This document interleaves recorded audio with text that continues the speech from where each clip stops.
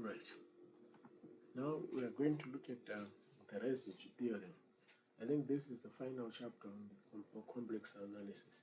It culminates in having tools to have to evaluate integrals, which we would otherwise not be able to do with techniques from real analysis. All the methods that we did, the integration by parts, the integration by substitution, and so forth, sometimes don't work for certain cases of integrals. So we now define what residues are, because we'll be using these residues as the key thing that we need. If you can find a residue, if you can find what we call a residue of a function, then you can just, what you need to integrate is just, to integrate a function is just multiply the residue by 2 pi I. So I think this comes from the Cauchy integral theorem, where we were saying if there is a zero, a point where the integral, the function is not defined, it's only at that point that you need to find to evaluate. So if you have an isolated singularity at z0, that is an isolated singularity at z0, then the coefficient of a minus 1 of 1 over z in the Lorentz series for f around z0 is called the residue. So, and you denote it by fz. So you see what is happening here. You need to expand your series in the Lorentz series. The coefficient of the minus 1 term, the very first, the first term, the term with the power 1 is called the residue. Now, why is it called the residue? So, if you in the series expansion, all the other terms will be analytic. All the other terms below and all the other terms above will be analytic, except at 1 over z minus naught. This point is not analytic. If you integrate, this one is the one which will remain. That's why you do. All the others will be zero because they are analytic. Now, the definition of residues can also be extended beyond an isolated singularity. So if you beyond an isolated singularity, you can actually have these poles which have a higher power. So if your pole is of order m, if you have a pole of order m, then the residue is defined as the limit as z goes to z0, 1 over m minus 1, dm minus 1, dm minus 1. You differentiate this with respect to z. You differentiate that with respect to z. Then you have your of z minus z0. Now remember, this is how this function becomes. You can factor out, if it's a pole of order m, you can factor out z minus z0 to the power m. So that is the definition of residues. So we can calculate residues for a function. Now, but this is just another way of getting this. If you have your gz, if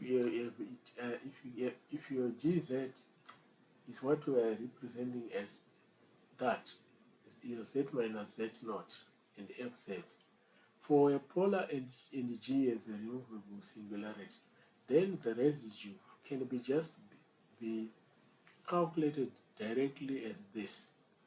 Find the derivative of that and you divide by n minus 1 factorial. So we have definition of residues in the simple cases of how convenient cases of how to evaluate them. This is one of them.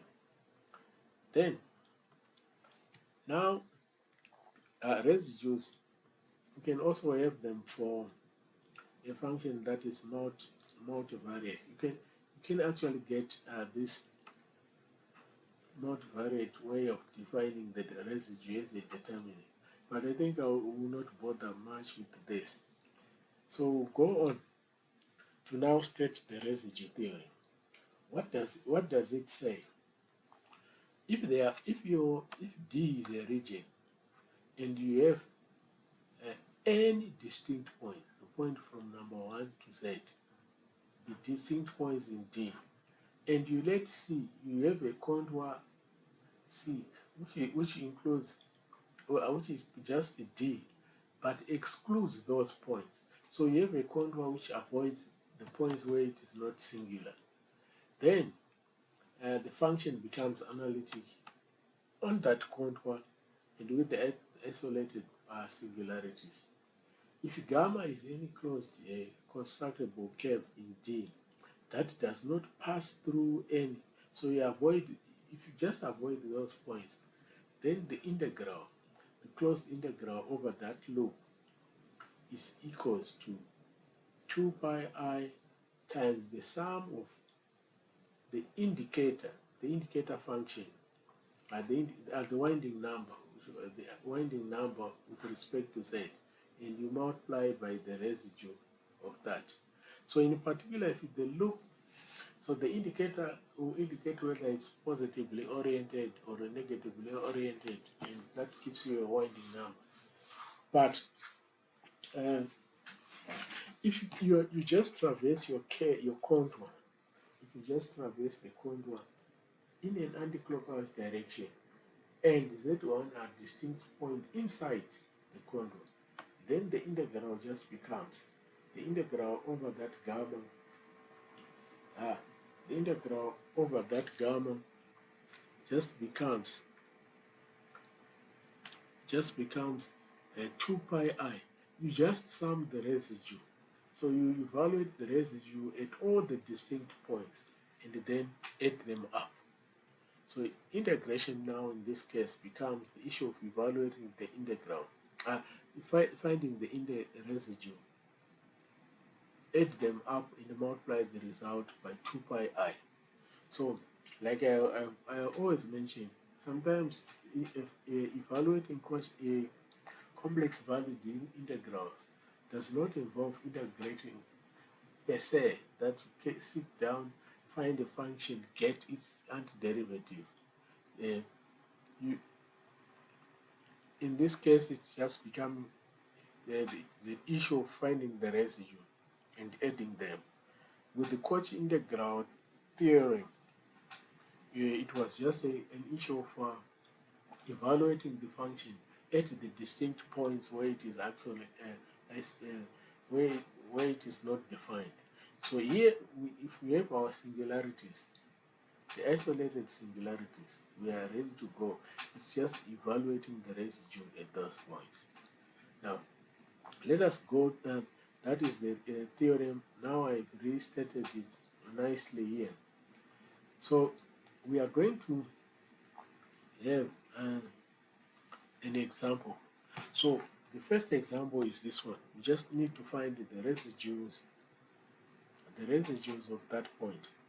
Now, here's what we have. The poles are obtained by where the denominator is 0. So there are 2 points. This one is going to be 0 because it's a product of 2 things. It's this times this equals to 0. So it's either this one is 0, z squared is equals to 0. That will give us 0. It's order 2 because it's repeated. This is a quadratic. You get 2 solutions.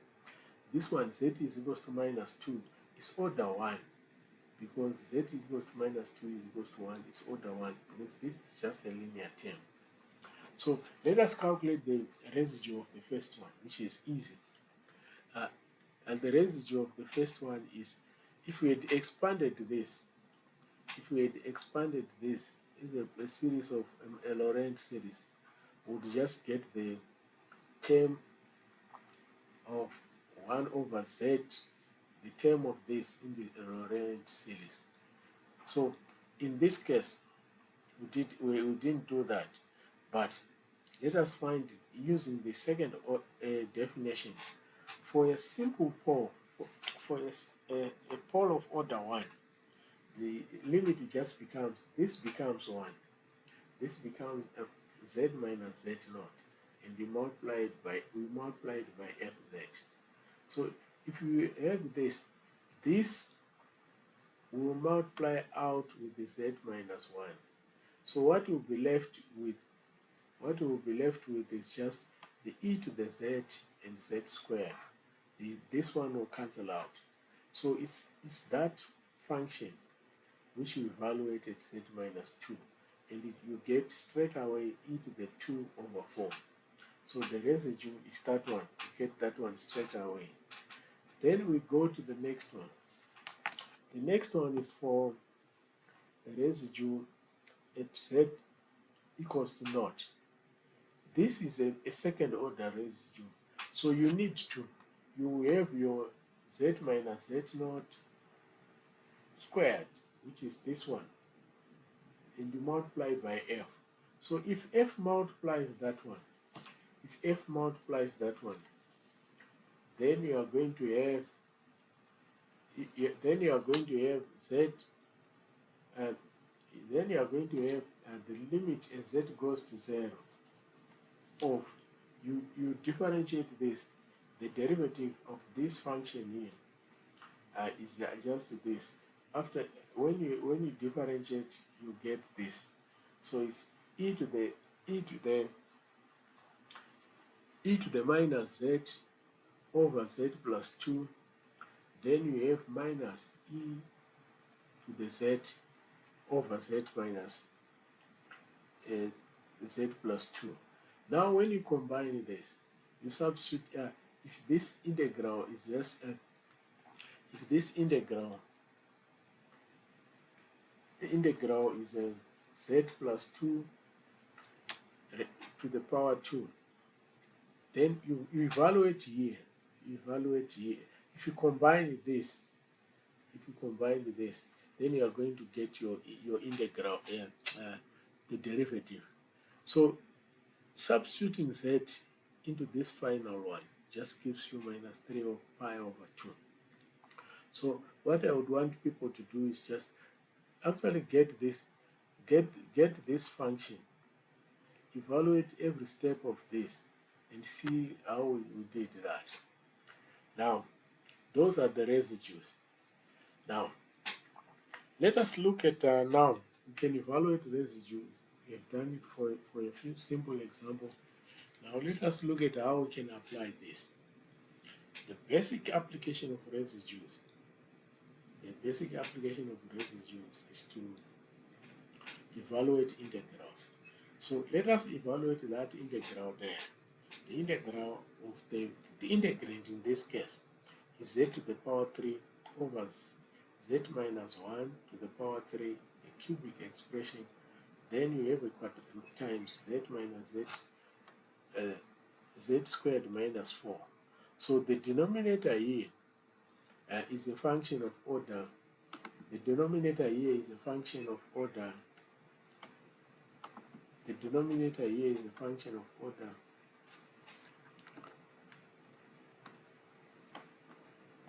It's a function of order 5. So let us just go up here. It's a function of order 5 because function order 4, because we have a cubic and a linear, which is also quadratic. So the highest powers that you are going to have will be 5. There are five roots to solving the equation that this denominator is equals to 0. So we are going to have the poles 1 over 3. There are 3 of them coming from this one. There are 3 of them coming from the first one, which is the cubic. So it's order 3. And there are 2 coming from this quadratic, which we would have factored into 2 linear terms. So there is minus 2 and plus 2, which are of order 1. Then we can calculate the residue using this formula. So the first one is for this. It is going to be the residue of 1 over 3, 1 over 2. This, because it's order 3, we are going to differentiate it, You're going to differentiate it twice. So you take this one and differentiate it 2 times. I think that's the only cumbersome part of that integral. It's about differentiating that twice.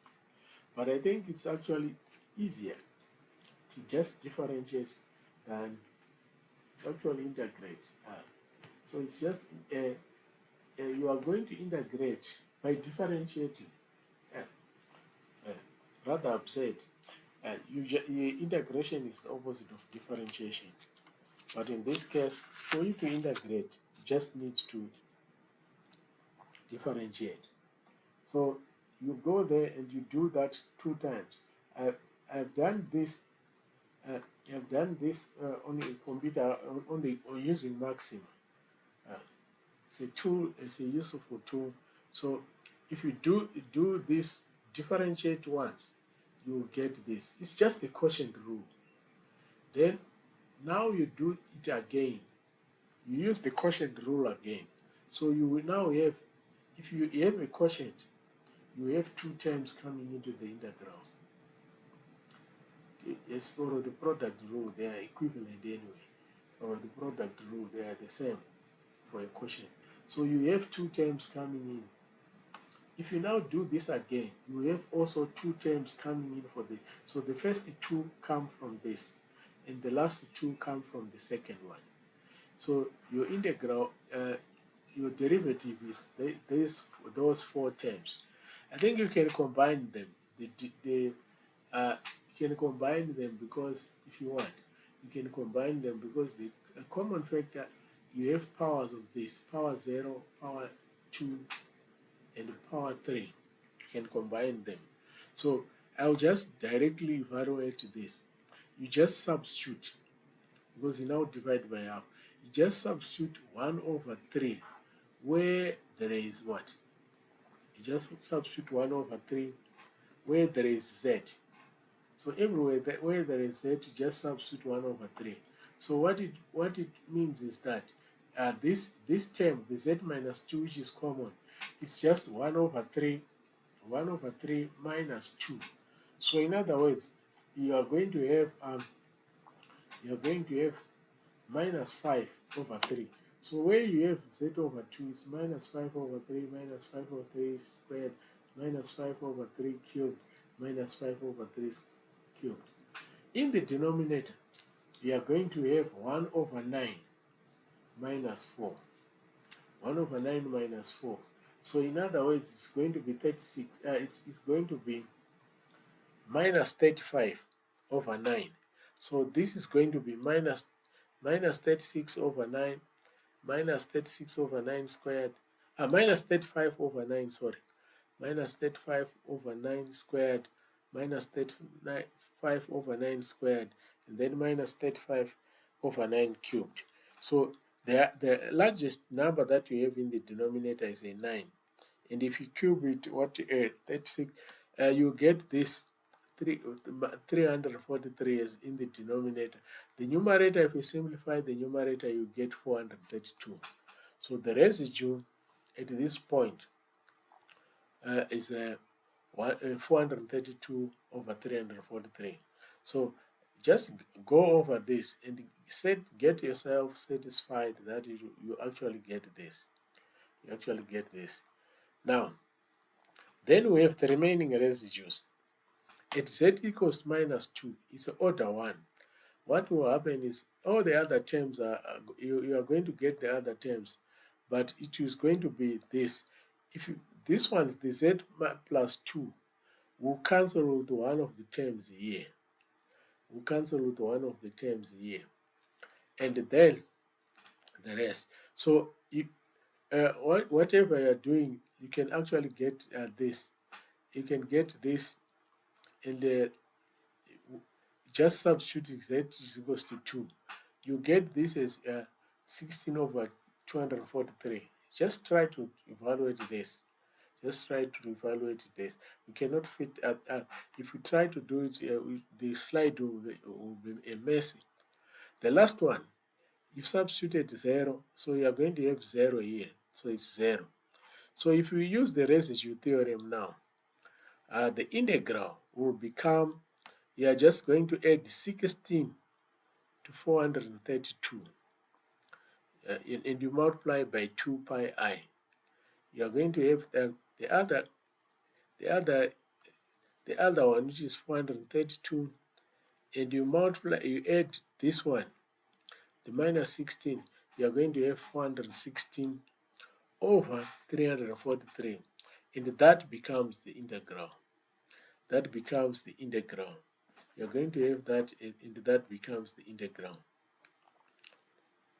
That becomes the integral. So the integral of that function is just that simple. You just get this simple result here. Now, let us go to the other application that we can have. The other application of this, that the previous integral that we evaluated is a complex integral, but you can also evaluate real integrals. So if you want to evaluate a real integral like this one, x e to the minus 2x over x to the power 4 minus 16.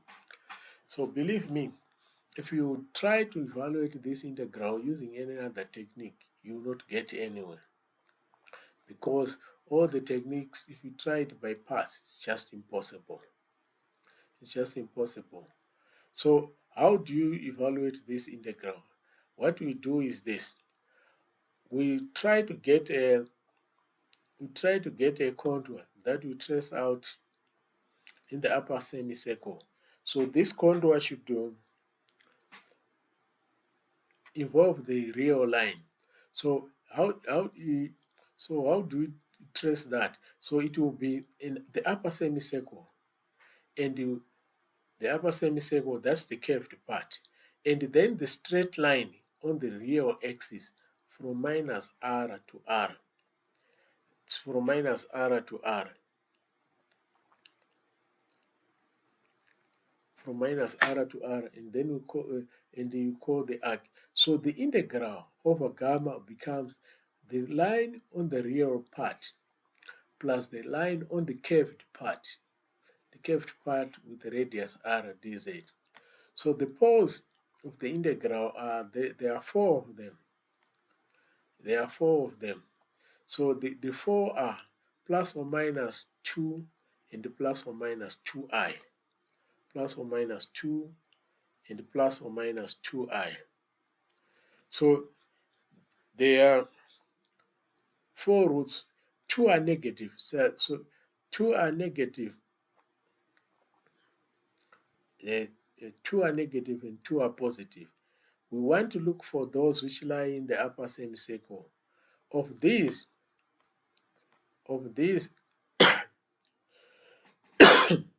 we have which we have plus 2 and 2i being in the upper semicircle, and then also minus 2 is on the line.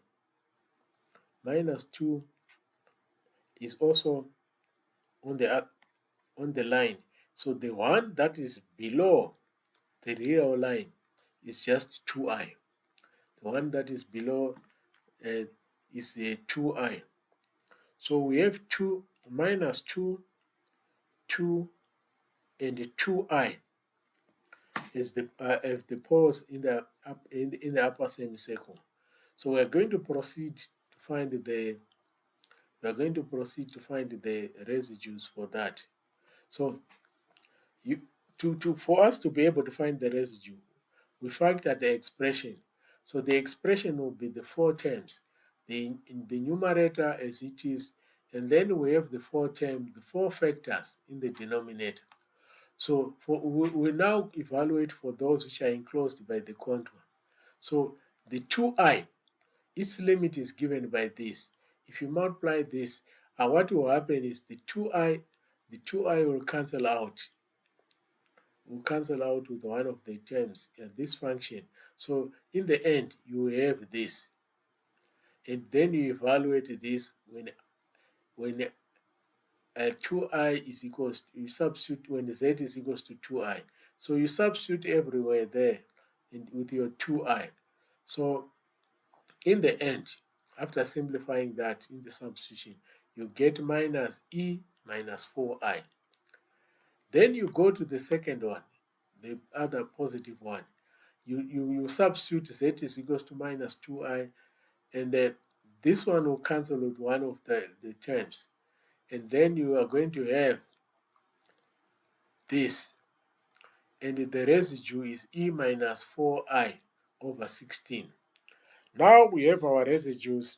We substitute for, we multiply by 2 pi in the sum of the residues. In the sum of the residues. So you have this. In the sum of the residue, you have this. Then you can actually simplify this, but really it's just not. When you have it here, you are done. Now it becomes a matter of just simplifying. So we evaluated our residue, which are the residues for those which are in the upper semicircle. Those which are not in the upper semicircle, we leave them out. So we go to the next example. Now, also, this is important. You can use the residue theorem to evaluate trigonometric integrals. This is important. You can evaluate trigonometric integral. So I'll take you through how we do that. So to evaluate trigonometric integrals, what we'll do is this. We convert our real number to polar form or exponential to exponential form. So what we do is we let z be equals to iz. Then, if you make this substitution, this is z, and if you find the conjugate, which is 1 over z, if you find the conjugate, which is 1 over z, this will become z plus 1 over z. You can actually, in the Euler, this is just the Euler formula. So z plus its conjugate, it will give you 2 cos theta. Z minus its conjugate, it will give you 2I sine theta. So you get the Euler formula. Which will give you your z as this. Then you get de Moivre's theorem. You can use de Moivre's theorem there. And for 3 theta, it will be e to the 3 theta plus e to the minus 3 theta. Because this 3 here will multiply, will go into the formula and multiply. And what it means is just you are raising the power of z and your z in the positive part and in the negative part. So if we differentiate z here, you are going to have your dz as iz d theta. Now, having sorted that, we are now ready to substitute for z, or rather substitute for theta in the integral, so that instead of an integral in theta, you now have an integral in z. So this z is modulus 1. So we are going to integrate this over a circle of radius 1. So that's where you see this transformation. If you are going from 0 to 2 pi, this is the closed circle. Center the origin in the radius 1. So here in the numerator, we substituted for cos 3 theta, which is that. In the denominator 4, we are substituting for cos theta, which is that. So we are substituting for cos theta and for cos 3 theta. If you simplify this, I think this is just an algebraic manipulation of this. If you simplify this, you are going to have minus 1 over 2 pi I, which is coming from this I here and that 2. And the z, this z will remain here. It will multiply with one of the z's, and the numerator will simplify to be this. So we now have to look for the poles. The poles, this is at z to the power 3, and then there are 3 which will come from here, the z cubed. There is one which will come here, and another one which will come from there. So we have z equals to 0, it's of order 3, and z is equals to 1. It's a simple pole here. Z is equals to 1 is a simple pole, and then we have z equals to 2 as the other pole. So we are going to have the poles that are enclosed in that circle. The poles that are enclosed in a circle of radius 1. So this is just on the pole. The other one is just z equals to 1/2. It's also enclosed in that pole. But this z minus 2 is outside the unit circle. So I think here you have a simple pole of z over 1/2, which is inside. Z equals to 1/2, not z equals to half, not z equals to 1. I think I'll correct that. I think I've already corrected it in the next following slide. So we evaluate the third pole, the pole of order 3 here. We evaluate that pole. It will be about integrating this 2 times. So the z over 3 and z over 3 will cancel. So you have this, which you just need to differentiate 2 times. It's a lengthy process. If you have a computer algebraic system, it's easy, like your maxima, then it just becomes this function. If you differentiate this, you will see that it will turn out to be this function here. And the denominator will just turn out to be that. You substitute z equals to 0. So when you substitute z equals to 0, although it looks messy, it just crumbles. What it will turn out to be is just 6 multiplied by 7 over 8. This is minus 8. Minus 8 and whatever. So it's just this multiplied by 7 and then divided by 2. So it's just 21. This 2, it will be 3 here. So it's this 2 and 6 will cancel out. You get a 3. So it's just 3 times 7 over 8, because this becomes 1. So you get your residue as 21 over 8. The residue at the point z is equals to 0. Then we go to the other one, which is the other one, which is inside, which is half. I've corrected it here, like I mentioned there. So this one, the limit is z times 2 divided by that. This one will cancel with the z minus 2. Then the rest, you don't have to, then the rest, you just have it as it is. You just simplify, then you have your z squared plus 1 times z minus 4 squared. And this, the residue here, when you evaluate it at half, so here it will be 1 over 4. You add 1, it's 5 over 4. This will become 5 over 4. Then this one is this quadratic. You can actually evaluate it, it's easy. It's 1 over 4 to the power 4. It's just like 1 over 2 to the power 4. This is 1 over 64. Minus 1 over, when you simplify this and multiply out, you just get minus 65 over 24. Now, if you use our residue theorem, remembering that there is a minus 1 over 2 pi outside, you are going to have minus 1 over 2i times 2 pi times I. And this is the sum of the residue. If you sum these ones up and then multiply by the 2i, which will become positive if you move it up, you get pi over 12. So the integral, that trigonometric integral, is just pi over 12. That integral is pi over 12.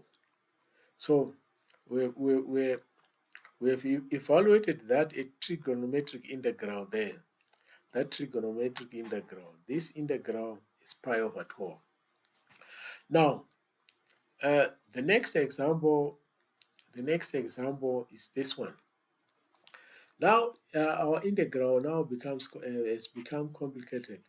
It's similar to what we've just done, but what I want to do here is just show you how you can evaluate this integral in the case where you have unknown. A and B are just numbers.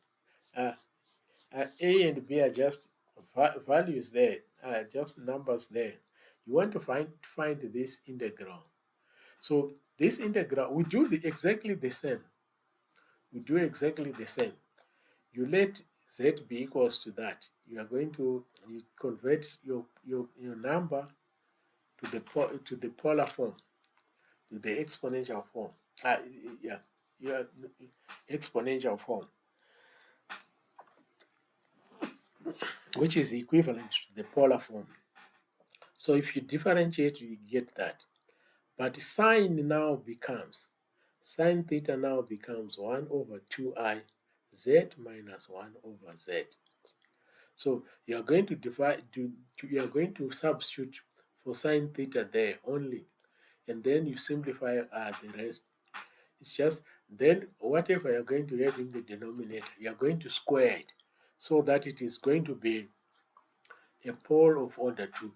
If you get linear terms there, they are going to be of order 2 because they are squared.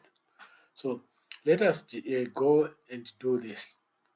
So here I've substituted for sine in terms of z. We are now integrating this. We are now integrating this on the unit circle. So if you expand the denominator there is a z outside which is coming from that. The over I, that I is what I factored out, and it's now 1 over I outside. The what was in the denominator here will go in the numerator, because if you divide by a fraction, you invert the divisor and it will multiply. So this one will go up there as minus 4 over z. There is a z there, and there's these two z. The z and the iz and iz there will give you a z squared with a negative. And the 2 has been squared because of this. The 2 has been squared. That's why we have a 4. What is in the numerator here? What is in the numerator for the denominator when we multiply, when we simplify, is what we are going to have here. So this is just a quadratic. This is just a quadratic. We can solve this using the quadratic formula, which is what I'm doing here. I factored by b so that it becomes simple, and the b is gone out. So you now have this quadratic. You just want to solve this quadratic using the quadratic formula. So there are two poles of order 2, because it's square, it's repeated. And then the quadratic equation in the denominator, which I have just given you, if you solve it, there will be 2 roots, which were z1, which is this one, and z2, which is this one. So this is just a quadratic formula. This is just a quadratic formula for solving this equation equals to 0 in the denominator. So if you look at these two, this one, if you look at these two, this is the same distance. I think there is a condition on that on the roots. They're just, this one lies further up. This one is a further distance out. This one is shorter the distance. And if you check, this one is the only one which will lie inside the unit circle.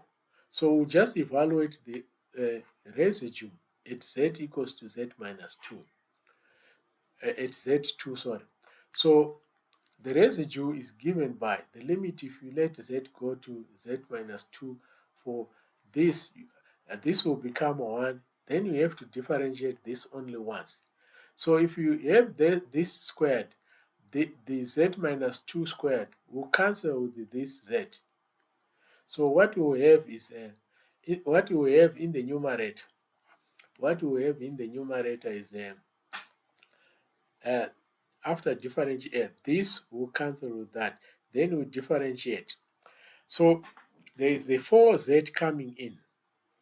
There is the 4z coming in there.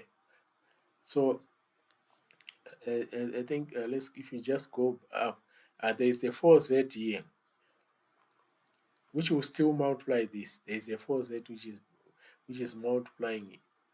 There's a 4z which is multiplying here. So now this you differentiate it once. If you differentiate this one once, you get this. It's the quotient rule. I want you encourage you to differentiate this. When you differentiate this with respect to z, uh, z1 is constant, so it becomes this. Now we have this. It's just a matter of substituting z2. So now what we are going to have here in the numerator, just check this. What we are going to have in the numerator is now z2 plus z1. So you are going to add this number plus that. So the numerator is very easy to get. You are going to add this one and that one. So if you add this, the only contribution, the thing under the square root has two different signs. So these ones will cancel. These two, they will cancel. What will contribute, we now have 2 times I times this one, there will be 2 of them. So we have minus 2I over b. Then we go to the denominator.